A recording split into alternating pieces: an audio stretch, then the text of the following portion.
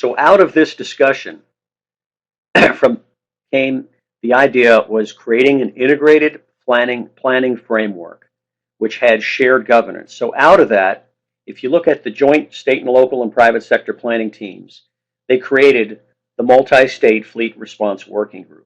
This was run and operated by the private sector, but government had a seat at the table as an equal partner.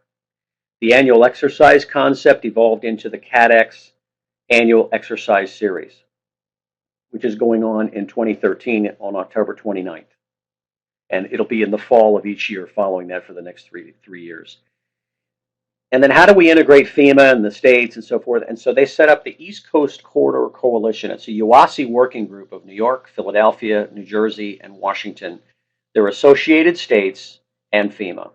And so this was a government-focused working group that private sector could be involved in if needed.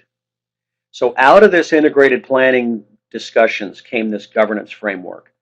2 working groups, one led by private sector on the top, multi-state, fleet working group. Down below was the East Coast Corridor Coalition, was driven by the public sector. And in the middle, they began to look at how do we do exercises to focus on power restoration. And that's code name now is called CATEX.